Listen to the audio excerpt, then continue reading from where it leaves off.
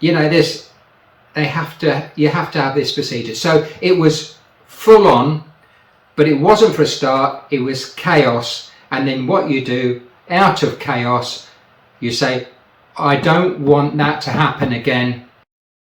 Because you can write a procedure that looks great on paper, now put it into practice, and within 5 minutes you'll probably think, well, that's crap. So you kind of got to balance it up. Alrighty. So I'm still waiting for a few more people to pop back in. Has anybody got any questions or anything they want to ask Neville?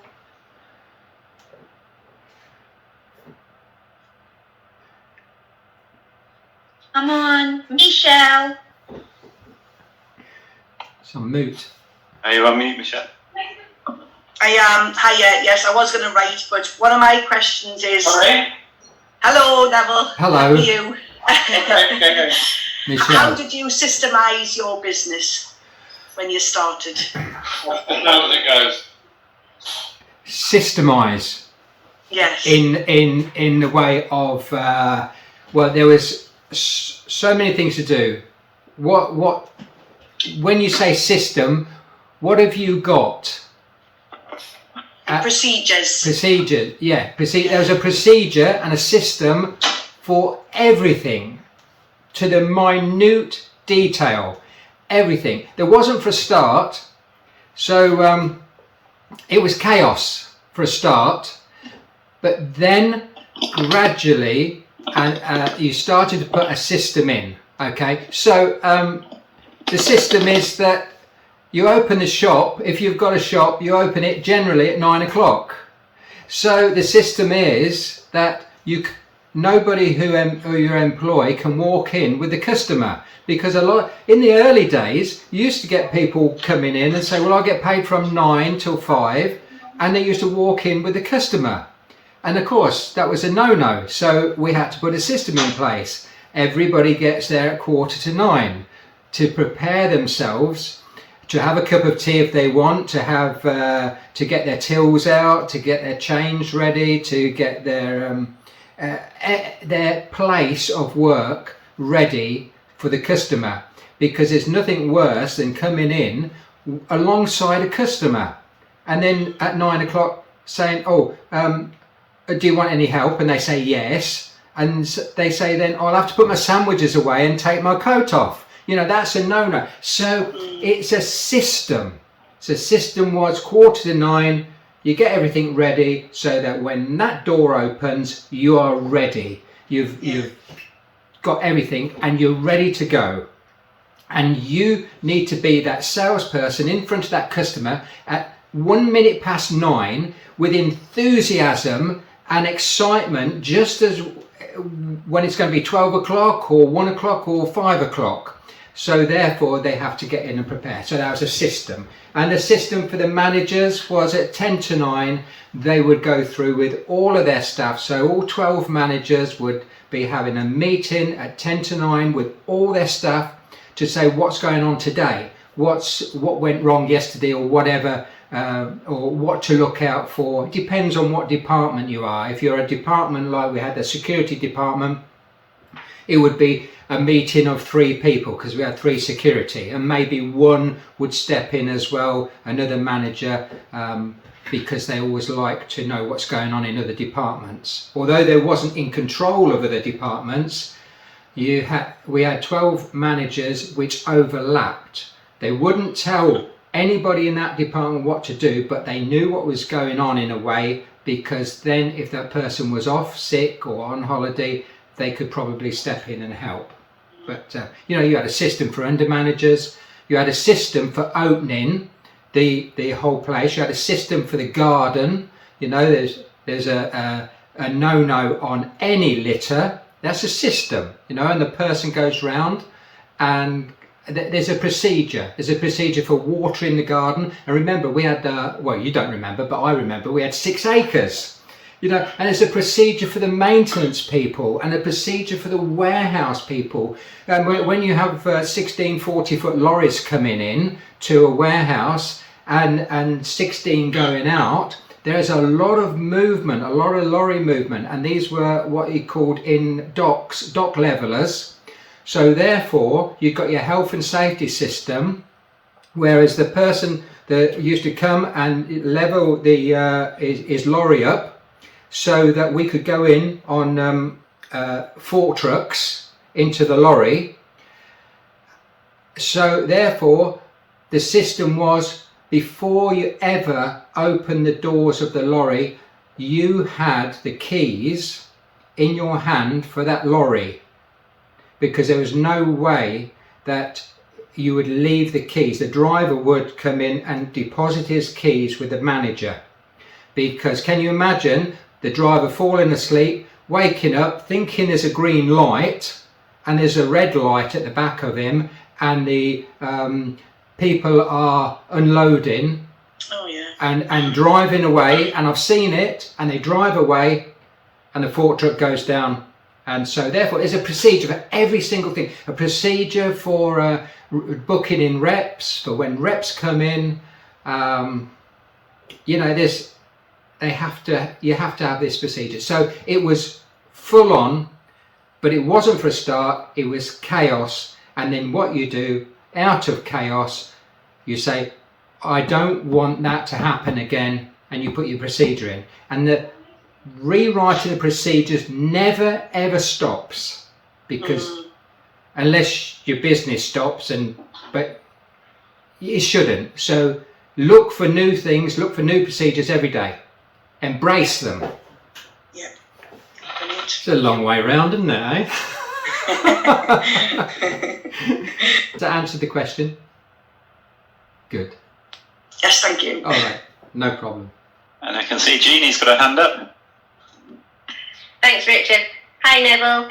I just wondered what you say to your staff who, you know, when you say to them you've got to be in at 2:45, but I'm only paying you from 9. And, you know, I've had that before, and they say, well, you only pay me from 9, I'm not coming in till 9. We never paid them from 9. You paid them from 8:45? Yeah. Yeah, okay, that's fine. Yeah, that's fair enough. That's what I do in there, really. Yeah. So the thing is, if you've got an objection like that, and we had, you know, because we didn't start off like that, because I thought everybody should be enthusiastic as myself and Marilyn, and then, you know, the core people around us. So therefore, you used to get people come in, and we didn't pay them from 8:45 for start. And what we were saying, well, if you want the job, you know, if you want to understand, want to learn, want to become part of this organisation, then, you know, there's things you have to put up with and have to embrace. So it's some people get it and some people don't, and it's not normally the person who's working for you. It's the person that living with, and they and when you employ people, you're not just kind of employing a one-to-one with that person who works in your business. You're actually have got the they've got the ear of the husband or the wife, the brother, the sister, the cousin, the aunt, the next door neighbour, and even the bloody dog. You know, and it's like, and this all feeds into their head, and they bring it out, and you think, well, it's not them who's talking, it's somebody who's aggravated for some other reason, and they think they're being put on. But when you go to, if you're really, really interested in a job, and you're enthusiastic and you want to make that your living, because your job normally pays for your food, your clothes, your holidays, your accommodation, you know, your car. You have to, as an employee, you have to weigh all that up. Now, yeah, it's right. If you want to pay them from 2:45 or whatever it is, you do that. But you do also, as an employer, expect that person is going to be enthusiastic and wants to be educated. So we all was used to send home with the new employees a book on the business, a question and answer question form for them, and loads of literature on the products. And that was expected that they would learn this in their own time as well as in the works time. It's like if you're an accountant, you will go and you'll do your accountancy courses, and if you know all that kind of stuff. If you're a plumber, you'll go to and you'll have your gas course. And the same with our building company. The lads, they have to have a chainsaw certificate, they have to have a cherry picker certificate, they have to have a, you know, all kinds of driving license for a trailer, for fork trucks, for everything, asbestos awareness and all that. And if it can't be accommodated in the day, then they naturally go, because it swings and roundabouts, and it's beneficial to them.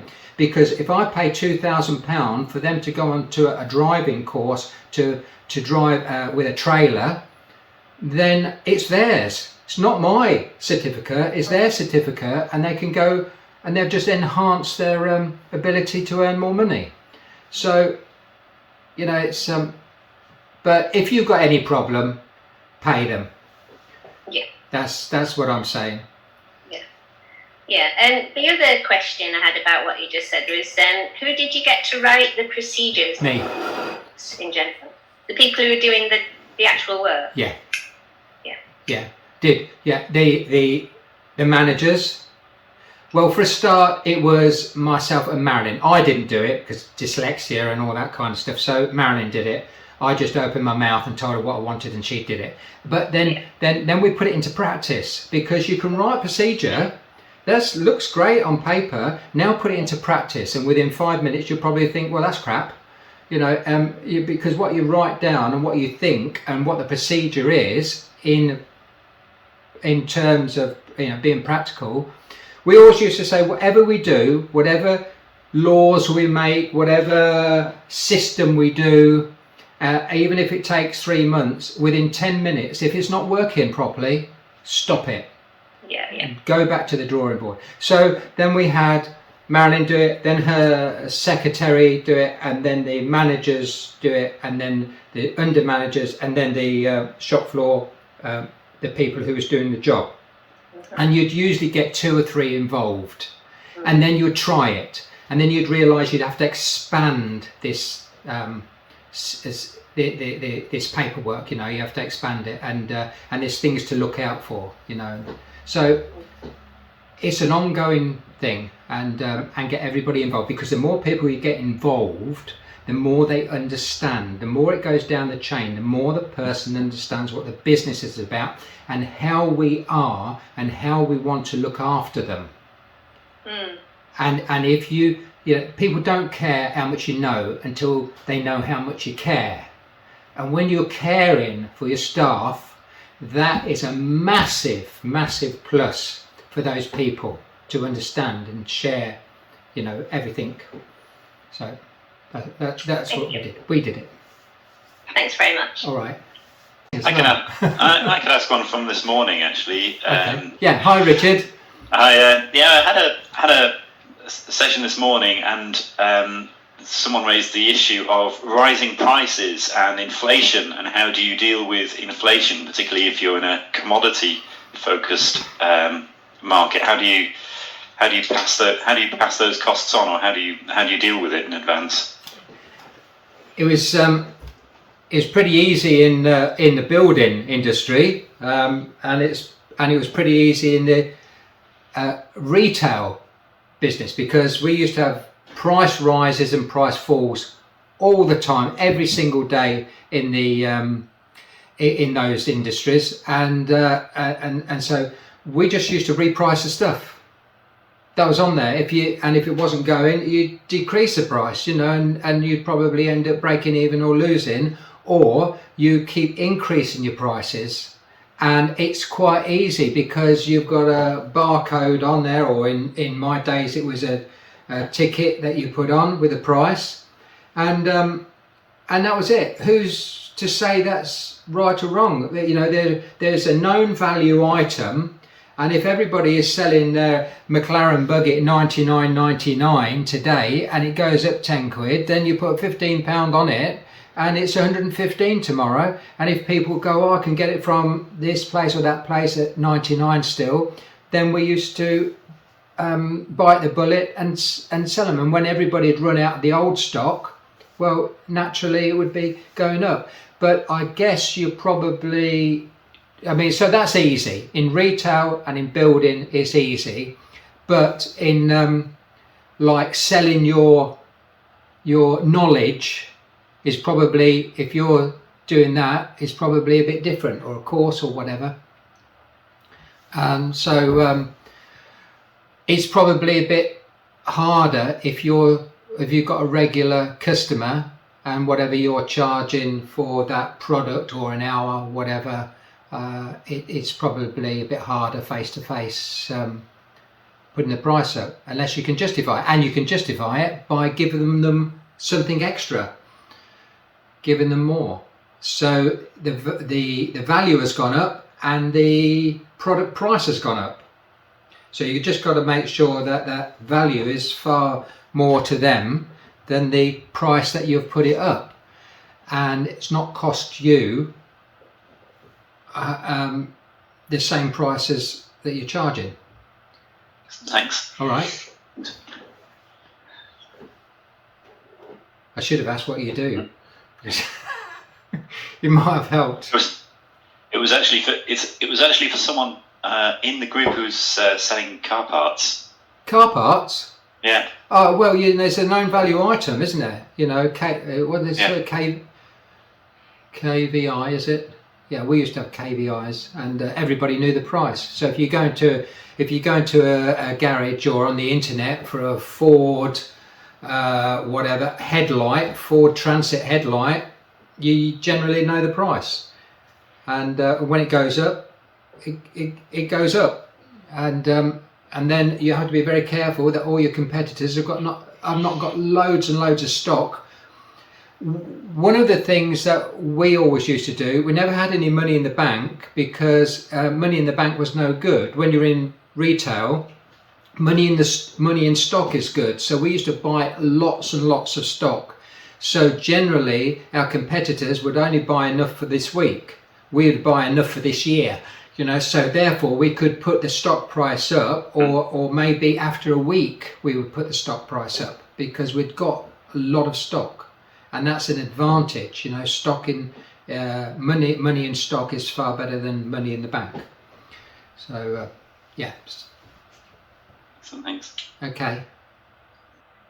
Michelle, do you want to pose your question? Hi, it's me again. Hello.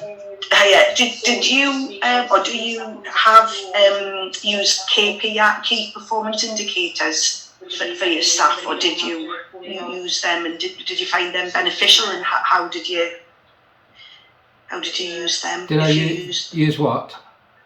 KPIs, key performance indicators. I mean, I'm not entirely sure what they are myself. That was one of your questions for later on. But we just used to monitor.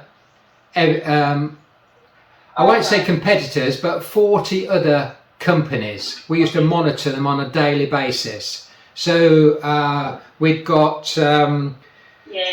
Mothercare, John Lewis, Tesco's, all the main people, and then we had the main people who was independents, and then some people who was on the internet, and so we had around 40 companies that we used to keep an eye on every day on prices. And then also it was absolutely great, because the customer did the work for us, because with having thousands of customers, they would tell us, they would go, oh yeah, I just used the McLaren buggy again, for instance. They would say, oh yeah, your McLaren buggy is £2 higher than so and so and so and so.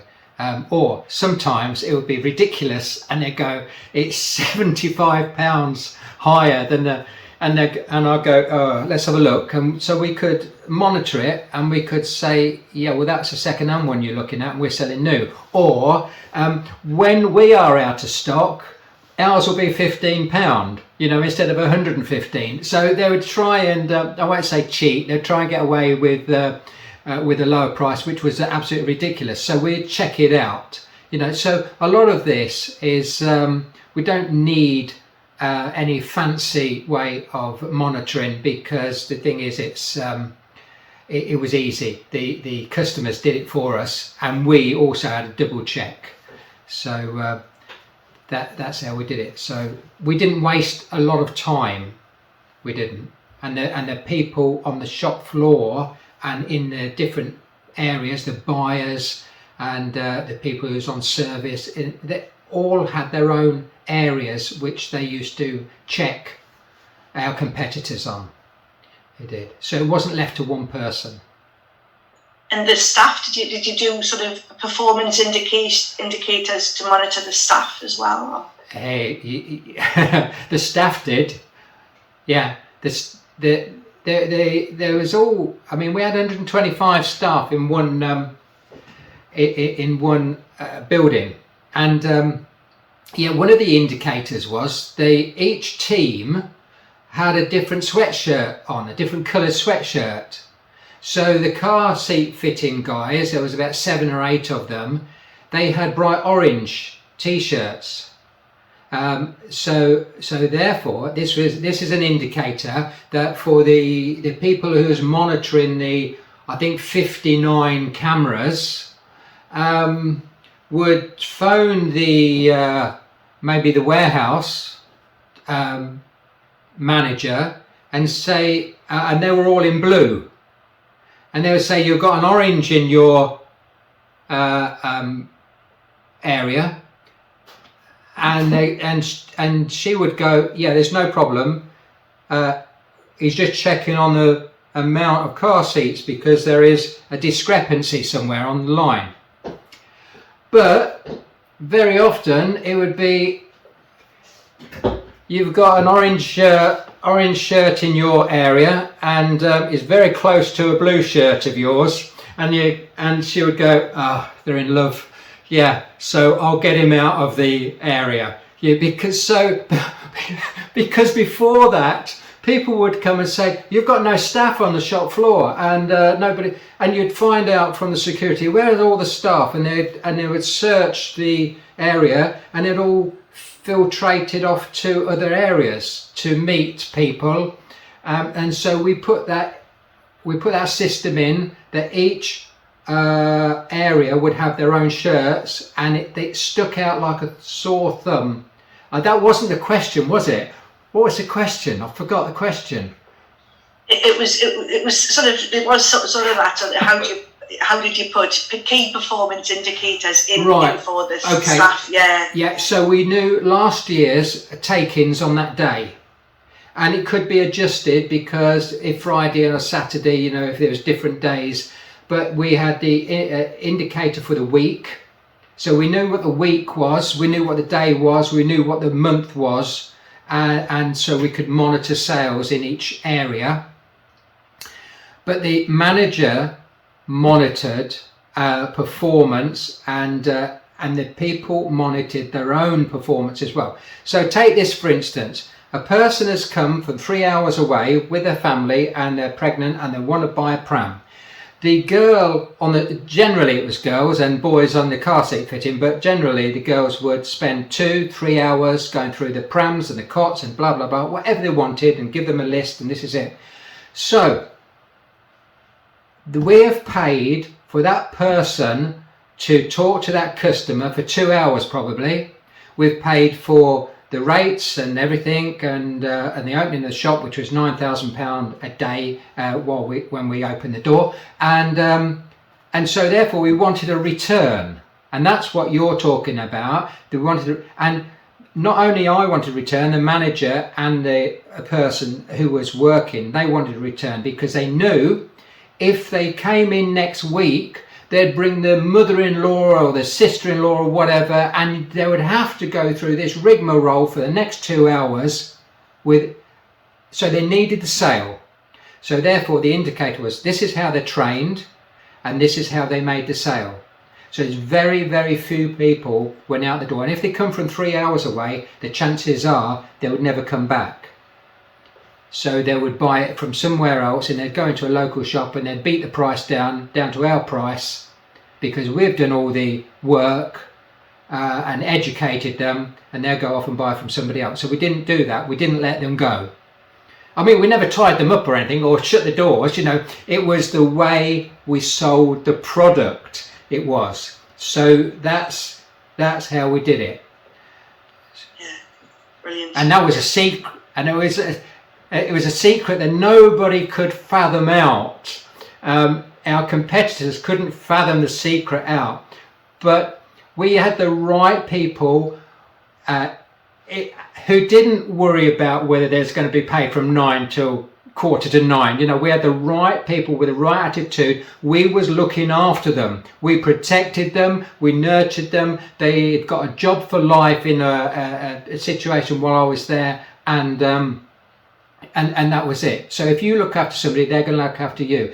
They're proud. They're really proud and enthusiastic to have sold. You know, I sold 10 prams today. You know, and this customer was this and that. It was electric. It was exciting.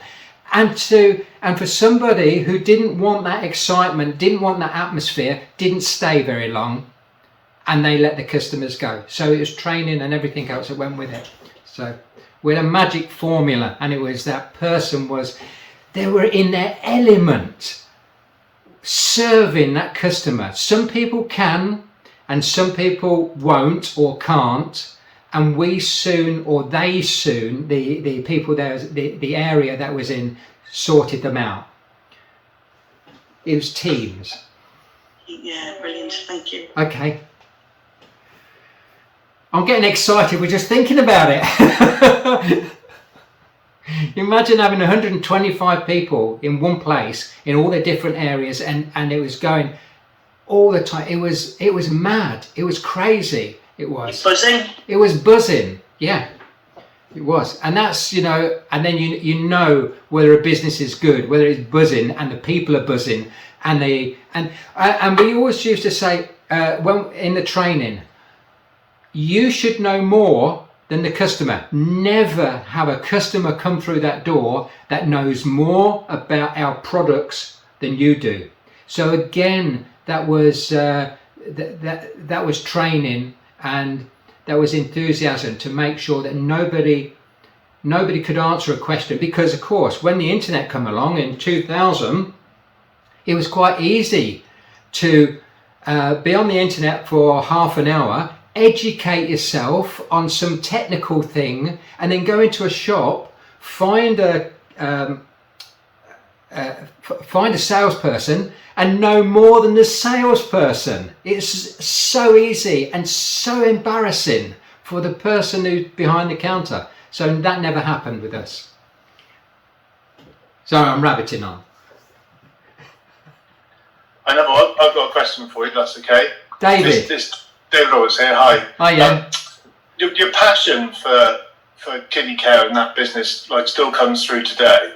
And you know, I'm in a situation where I'm sort of transitioning from having sold a business, and I'm working through a kind of a period between you're still working for the business but no longer a shareholder and moving on. I was wondering how you prepared yourself for that part of the journey, and you know, how you found it, and if there's any kind of tips you can give on kind of being focused enough on what you need to do to maintain that passion, look after those people that you care about, but also then begin to think about yourself and what you're going to do next.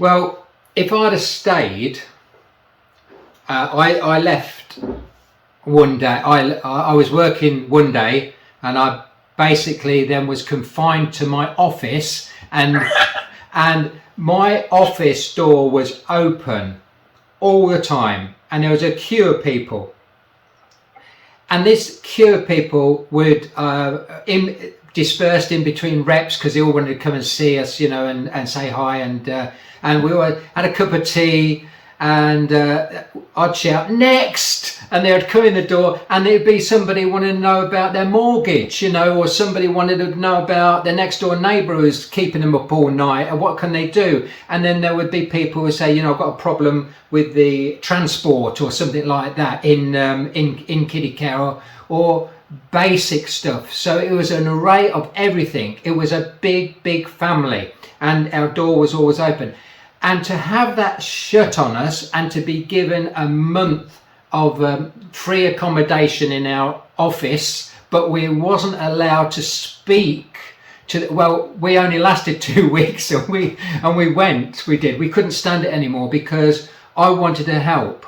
And if I had been given the opportunity to have stayed, then I would have been just when somebody gives you 70 million, for instance, I want to work for them for free. It would be nothing better for me than to say, you've given me 70 million, thanks very much, now I will do a couple of years for you and it will be free. But every single person I know who's stayed anywhere when they've sold a business gets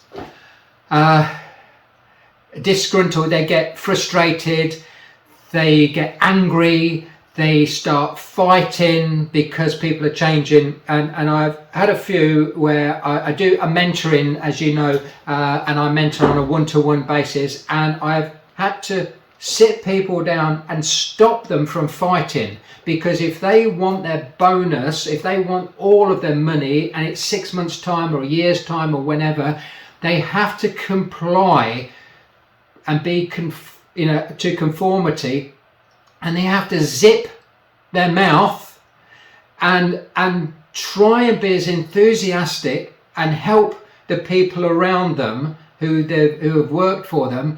And I would never recommend stopping if you don't have to, because everybody has said to me, they're doing it wrong, they've changed my system, they don't care, and it's like and you have put all your heart and soul into that business for years, and the people who have worked there and everything, and it's just devastating. So you can be enthusiastic and want to help the people, but sometimes you can't help the new owners because they think they know more than you. And so it's very, very difficult. Now, thinking of something, the second part of the question was thinking about something else to do. If you run a business and the more years you do, the more you get into that and the more focused you are, and it's quite hard to come and start another business, something you probably don't know. If you've got two businesses, we had two businesses, so we went from one to the other. Although I'd got the other business was turning over, it was worth about 40 million. And that was, and it took about 20 minutes a day to run that business. And then, of course, when I went back into it, and I soon got back into full time and expanded that business. So whatever you put your mind to grows. And that's what I found. So there was limbo land, and there was depression, and there was a lot of crying, and there was lots of upset, internally and mentally, and the money didn't mean anything, but the people did. And so there was a big, dreadful situation where it lasted a few months. And then I remember what Reginald Perrin said, and he said to CJ or something like this, or CJ said to Reginald Perrin, you can't do this forever. You've got to get yourself up and get yourself out. And one day, that's it. I decided no more moping, no more looking back, go forward and create again. Yeah. So you're in a shit time, and as I call it, you're in a shit world. You're smiling on your face, but you're crying inside. Yeah. Well, I recognise a lot of what you're saying. I mean, I'm quite lucky because the people that have bought our business, they're actually doing a really good job. They're letting us get on with it, and so I'm able to I'm now building succession and all that sort of stuff. So compared to a lot of experiences, I am quite lucky. But I have got this kind of battle raging within me, if you like, about what the most important thing to do next is, and it's making sure that everyone in the business is okay and the business is running well, but also thinking a bit about me and what's right for my life. And I guess if we're being taught by Justin and the likes to kind of, think big and think about growing something big and think about a business as a kind of an asset that you can sell. We're all going to have to go through that journey at some point, aren't we? So the better prepared that we can be for that, the better, I guess. Yes. So are you working full time in that business still? Yeah, I am. But full time though was kind of 55, 60 hours a week. So I can probably pare that back to like normal-ish sort of hours and actually spend a bit of time on some other bits without feeling like I'm cheating the company, and doing the right thing by them. Well, you will do. You will think that. That's the way you think. Because it's been you, and yet now you have to start thinking about you and your success and what you're going to do. So you kind of got to balance it up. You've got to start right. Well, what do I want to do with not the rest of the year for start, not the rest of your life. What do you want to do? Because you could probably build another business and another one. This is what we've done since 2011. We've built businesses and we've been able to sell them. Again, some's been ourselves and some's been with partners, and we've been very lucky with partners we have. And we've built businesses and then sold them on, and everybody's come out and everybody's gone their separate ways. But who knows? We might even get back together again, because that's the way we've left it. So and you don't know what you're going to do. So just look in the short term, and then when you find something again, what you start to be passionate at, you can expand it. And I always say, I always think I know when I'm happy. I'm in my element. I have no watch. I've never had a watch, a clock or anything, But so therefore, time goes, and I don't even know what time it is. So that's when I know I'm in my element and time is nothing. Then I know I've got the right thing. So, but it's a job when you've sold a business to find that element straight away. Yeah. I've got a good idea. Good. I'm starting to write a plan based around that. Good. And I think what's important is to set a date and set a time scale, and then you're actually working towards something. So you never want to think about jumping away from something. You always want to look at where you're jumping to and go for that. That's kind of where my head's at right now. Good. Which is so it's a good place. But I just wondered if you've had any tips. That's really helpful. Thank you. All right, you're welcome.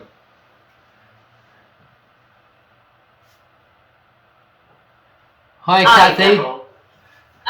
I'd like to piggyback on the back of David's from a different place. Okay. But also we talked, I think it was last time or the time before, when you said about your wife coming and knocking on the door one day and saying, you've got to get out and do stuff. And you just mentioned it again today, that was your turning point. Yeah. And we talked a bit about it before, but I think I'm interested to give it more detail, because that was, I'm putting words in your mouth here, but that sounded like that was your mindset change, or that was the turning point for you. But I'm interested in things like that don't change and happen overnight. So it can in your mind. But kind of what happened after that, Neville? Explain that as well. It can, if you want, in terms of your change from, I think you said, moping around in the lounge or whatever, and and I haven't necessarily got a partner who's going to do what your lady wife did for you, but so that bit, but in a bit more detail, how that created the change, but also what steps you took after that, from getting out of the lounge to sort of the next steps in your life moving forward. Well, I've always been motivated, and I've always listened to motivational tapes and read motivational books and looked at YouTube and whatever. And so therefore you can get ideas. And Zig Ziglar said that there's nothing better than going through a swinging door on somebody else's push, right? And things like that, it's like, oh wow, somebody's, and you then you realise that you've got to do something, and there's a point where you go, that's it, that's gone. Now I'm focused on this, And one of the ways for me is that I've always been happiest when I'm doing something physical. So therefore, unloading lorries, being in a team of people, working on a building site, doing things, and you push and push and push the pace, and you want to be better than you was yesterday. And it'd come down to lethargic, and sometimes you need to kick up the bum and somebody say, get out, and do something useful, and you just need to get out, and sometimes get out and get the fresh air, but you've got to make a decision. You've got to be positive, and I wasn't positive. I was shuffling bits of paper from the past around, thinking I'd probably need them in the future. I should have burnt the bloody stuff, I should have thrown it in the skip. But I'm glad I didn't, because I wrote my book then, and that was a great thing to get everything out, because I cried over every page. I had that hurt inside of me, but. There we are, it helped, it did. And you've got to make that decision, you've got to go with it. And physical action for me, is the best thing. And that's what got me over. Physical action, doing something, doing it. And then I couldn't, while I was doing things like on a building site, I couldn't think of what I would be doing now at this time of the day. I'd be in the restaurant having lunch with a couple of reps, and we'd be talking about the trade, and I couldn't think of it if I was down a sewer, whatever it was. I was focused on the new project. Yeah. And I didn't have time to mope and sit in an office and mope about what happened before. Yeah, no, I get that. I actually did a video on Monday, out walking, about the need to move when you get stuck, which is quite funny. Yeah, it's the right time for you, see? Right time, yeah. It all makes sense. I think that the thing that sticks out for me there, Neville, is the physical action and stuff. I sometimes find that hard to do. I find it hard to remember when I'm sat trying so hard to get somewhere. Yeah. But on Monday, I obviously did it, and I've shared that with my network to say that's important. But I think it's about making that decision. I mean, you said to be positive. I mean, I love Zig Ziglar. He's got some great quotes. Yeah. So I think that's kind of the thing I pick up on from that. It's just about making the decision, and what is that decision? Not a huge decision, but that decision just to be positive and move forward. Yeah, it's like 1 minute at a time. Yeah. Never mind about a year or whatever. It's just what's happening right now, and what can you do to improve things. Yeah, and to get out from that office is the best thing. So great. Yeah. That's good. It's good to hear, and from the horse's mouth. Nay. Whoa. I'll never make a comedian. I'd love to be a comedian, but I'd never. Yeah, I wouldn't make any money.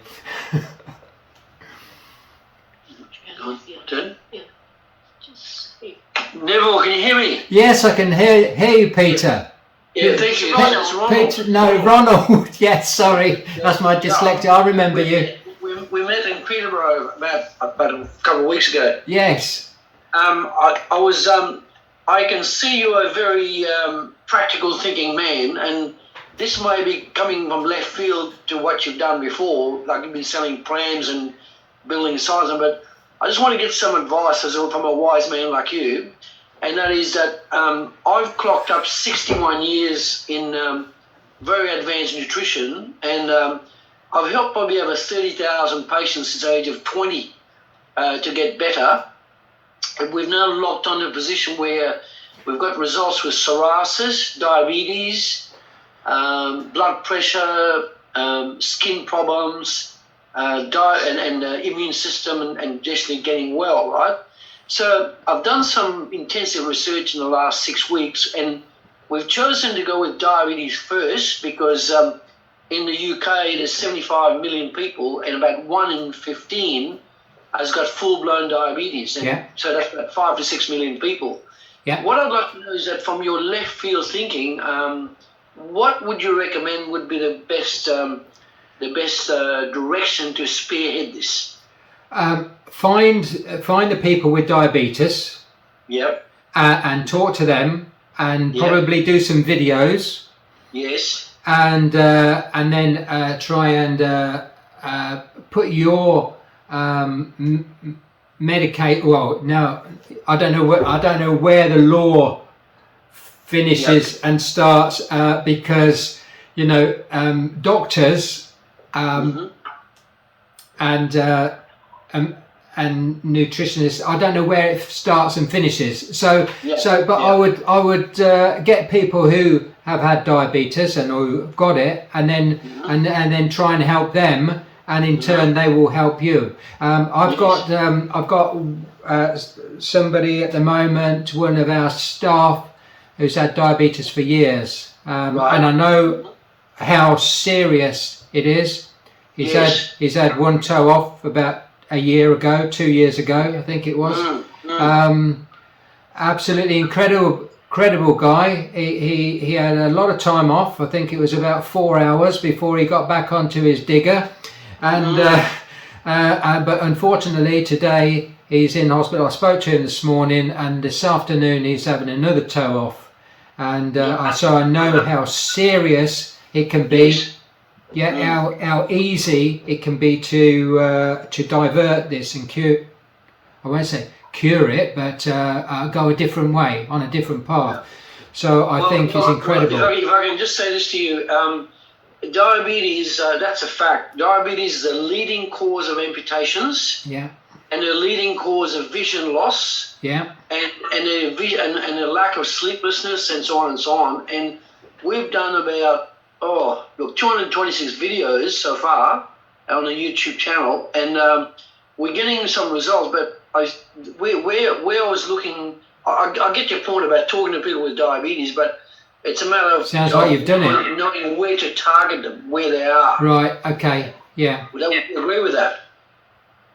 Well, doctors' surgeries, they would know all of them, but they're not going to give you their.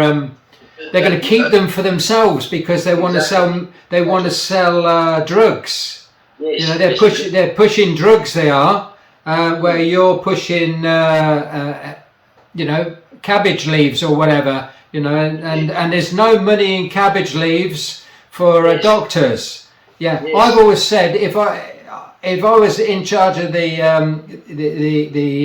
health system around here, I would make every doctor's door from 3'3" to 10 inches, and if you can't get through sideways, I would say, here's your prescription, and I'll push it through the door. Go to the next door. They would open the door, and they'd give them a cabbage and some instructions of how to make cabbage soup. And then you'd go back the next week, and if they couldn't get through the 10-inch door, they'd get the prescription again. But there's no money in it. So when we sold prams, we wanted to know exactly the same as you. Where do we find the customer? Where do we find the person who's just woke up in the morning and go to their spouse? I'm pregnant. Yeah. Where does she go? She goes to the doctor. The doctor, at the first scan or whatever it is, they give them a book for all the times they've got to go in, and who was in that book? We was either inside front cover, the back page, or the middle spread, and that's what we advertised in. So we went direct to where the first port of call was, and we advertised. I don't know whether you can get into the doctor's surgeries because you're a competitor. And you're taking business away from them. I know it should be the opposite way around. They should be giving you all the people because they don't treat people with cabbage leaves. But it's I don't know. I'd have to have some thought about that. But I would be scouring the internet for answers, and I don't know. Well, the key, if I can give you opinion on this, the key catchphrase we've come up with is from Hippocrates, and he said, "Let thy food be thy medicine. Yeah. Let thy medicine be thy food." Yes. And then I've written after it, "the father of true medicine." Yeah. And I think that people are reacting to it. They're saying, "Oh, this is making sense, right?" Because you're talking food and medicine being interacted and being so important, right? And I've seen so many cases, as you said, of people losing their toes or their ankle or their eyes because of this dreadful scourge, right? And one of the most favoured drugs they use is metformin, and we've seen the evidence what metformin does to the liver, right? But so we can't say we can cure diabetes, but we sure can reverse it. We definitely can reverse it and get it back to normal sugar levels. Yeah. So, but I take your advice and I thank you for that. And so we've got to find the smart ways to target where the diabetics are. That's the key, isn't it? I think you've got to stand on your head and think the opposite way, whatever it is, whatever the reason you can't, make it a reason you can. I don't know. Give that some thought. But I know how serious it is. Yeah.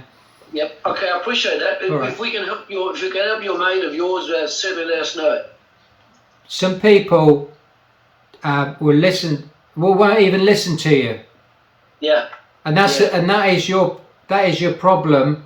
You've got so many people who accept what they've got and won't listen because they like their donuts or whatever it may be, and you know nothing. And they, and this is you. With me, when you preach to me, you're preaching to the converted. But when you preach to people who've got a lot of these problems, they don't want to know. They're burying their head in the sand. I don't know. Yeah. Maybe you could go from the opposite way. Can you run a marathon? Can you run half marathon? Can you run a quarter marathon? Not with diabetes, but so if you really want, what are your goals in life? And maybe this is where your advertising comes in. What are your goals in life? And I'll help you achieve your goals, because you can't do this, can't do that if you've got diabetes. But if we can sort that out for you, then you can run as fast as your grandchildren. I don't know. It's my head's whirling, thinking, oh, there's got to be something interesting in this. It's funny you mentioned that. It's quite a coincidence. I met a medical doctor who was born in New Zealand. He was born with diabetes type 1, which is like supposed to be incurable, and he was very bad diabetic. He couldn't even run 5 miles. His wife actually spoke to me because she knew what I was about. And his wife convinced him to come and see me, and this guy was taking 8 needles a day, 8 per day, to keep him alive. And he's a doctor. I got all my knowledge out to him just about 15 years ago, got him going, and I got him down to 1 needle a day, and he was able to run a marathon. Wow! So my system works. You could do a program on him, and advertise that somehow. Point. Yeah, good point. Because to him it was a lifesaver, because he went from, can you imagine, 8 needles per day down to 1. He had to get to 1 to give him that pumped up. But I actually got his pancreas working to his liver and his kidneys and his food content. So what happened as a result, within a matter, it took about 8 to 16 weeks to turn the reverse. But he'd been, like I said, he'd been born as diabetes type 1 right from day 1. Yeah. And he was able to do a marathon with a product I gave him called coquinone, which was able to get his heart pumping. Anyway, I think you've just hit the nail on the head. I might get not his name, but because of medical reason, but I would say get the example that I did.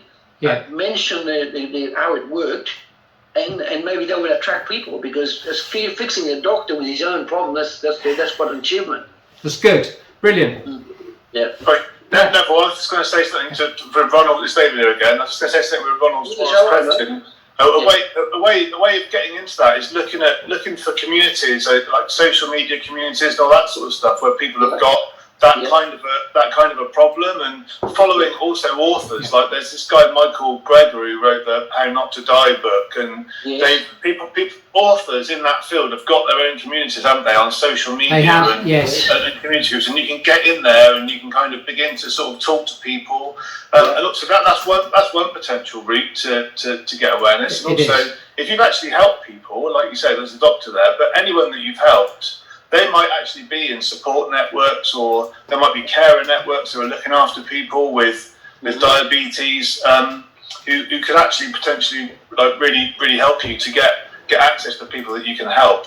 That was the thought I had listening to what you were talking about. Brilliant. No, that's good pointers from both of you. I appreciate that. Go on. David, I've actually tried before going into these like social media groups, and what I found is that we have to be very careful, because obviously it's someone else's group, and I make sure I don't sell there.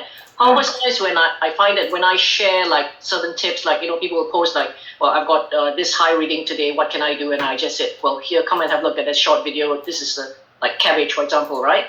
And sometimes we've got like quite defensive remarks saying that what you find is a lot of people in these groups, they are more there to have like a pity party rather than to find a solution. Go on a different group. I just want you to feel sorry for me because I'm feeling so low today. Yeah, go on a different group. You're on the wrong group. Yeah.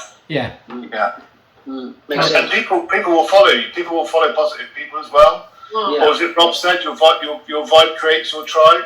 I think if you do connect with people in other people's forums, you don't want to upset anybody. No. But if you do have a relationship with somebody and they can then connect with you, they'll then start following you. You can maybe take them with you to your community or to another community. Yeah. And the other thing that's interesting is that what I found in our massive experience is that people who've got psoriasis or people who've got diabetes or whatever, they tend to attract other people with the same disease. So the good news with that is that if you fix one, you get action, you get the pathway to others in the same problem. Good. Yeah. Thanks for your tips, guys. Appreciate it. Cheers. Thank you. Thank you. Sorry, I was on mute. I was talking away and I was on mute. Okay, so has anybody got one last question for Neville before we let him go and start mentoring? Or we're all good? All good? Yeah? Okay. Lots of conversation here. They're all thumbs up. Okay, Neville, thank you very, very much again for this man. It's been lovely. Thank you. Lovely speaking to you. Thank you very much. Bye. Bye-bye. Take care. Bye, everybody.